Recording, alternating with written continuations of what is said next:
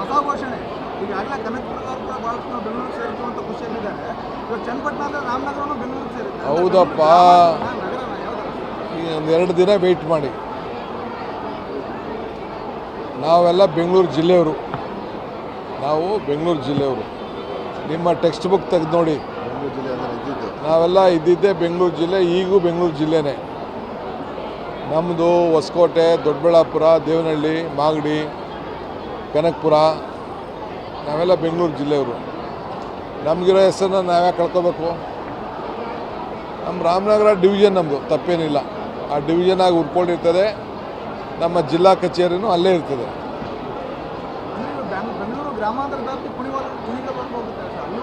ಇಲ್ಲ, ಕುಣಿಗಲ್ಗೂ ಇದಕ್ಕೂ ಸಂಬಂಧ ಇಲ್ಲ. ಕುಣಿಗಲ್ಲು ತುಮಕೂರು ಜಿಲ್ಲೆ. ಎಂಪಿ ಕ್ಷೇತ್ರ ಅಷ್ಟೇ.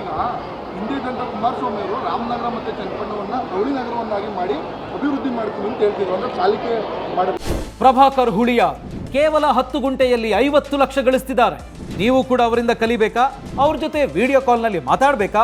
ಈಗಲೇ ಫ್ರೀಡಮ್ ಆ್ಯಪ್ ಡೌನ್ಲೋಡ್ ಮಾಡಿ. ಅದು ನೀವು ನೋಡಿದ್ರೆ ಬೆಂಗಳೂರನ್ನ ಸೇರಿಸ್ತೀನಿ ಅಂತ ಹೇಳ್ತೀರಾ?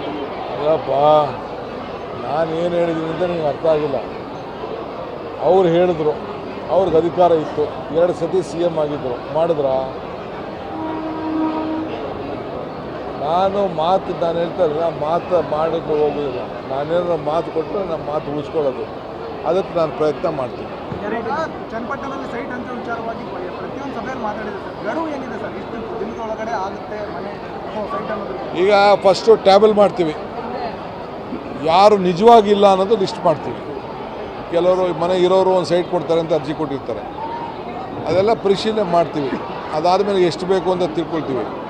ಅದ್ರ ಮೇಲೆ ಜಮೀನನ್ನ ಖರೀದಿ ಮಾಡ್ತೀವಿ. ಗೌರ್ಮೆಂಟ್ ಇದ್ದರೆ ಗೌರ್ಮೆಂಟ್ ಜಮೀನು, ಇಲ್ಲ ಅಂದರೆ ನಾವು ಖರೀದಿ ಮಾಡ್ತೀವಿ. ಎಲ್ಲ ಜಮೀನು ವ್ಯಾಪಾರ ಮಾಡಬೇಕು. ಈಗ ನಿನ್ನ ಜಮೀನು ಕೊಡಬೇಕು, ನೀನು ಒಂದು ಬೆಲೆ ಹೇಳ್ತೀಯ, ಗೌರ್ಮೆಂಟ್ ಒಂದು ಬೆಲೆ ಇರ್ತದೆ, ಎಲ್ಲ ಕೂತ್ಕೊಂಡು ಮಾತಾಡ್ತೀವಿ. ಸುದೀರ್ಘವಾಗಿ 5-6 ದಿನ ಪ್ರವಾಸವನ್ನು ಮಾಡಿದ್ದೀವಿ ಚನ್ನಪಟ್ಟಣವನ್ನು. ಮುಂದಿನ ದಿನಗಳಲ್ಲಿ ಯಾವಾಗ ಗೊತ್ತಿಲ್ಲ, ಜೊತೆಗೆ ಇಲಾಖಾವಾರು ಸಚಿವರನ್ನು ಕೂಡ ಕರೆಸ್ತೀನಿ ಅಂತ ಹೇಳಿದ್ದೀರಿ ಸಮಸ್ಯೆಗಳನ್ನ ಬಗೆಹರಿಸಬೇಕು. ಅದು ಯಾವಾಗ ಆಗ್ಬೋದು?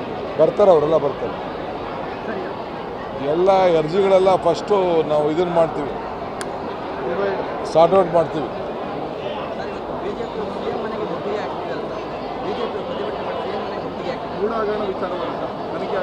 ಯಾವ ಹಗರಣನೂ ಆಗಿಲ್ಲ, ಎಲ್ಲ ಅವ್ರ ಕಾಲದೇ. ಎಲ್ಲ ಅವೆಲ್ಲ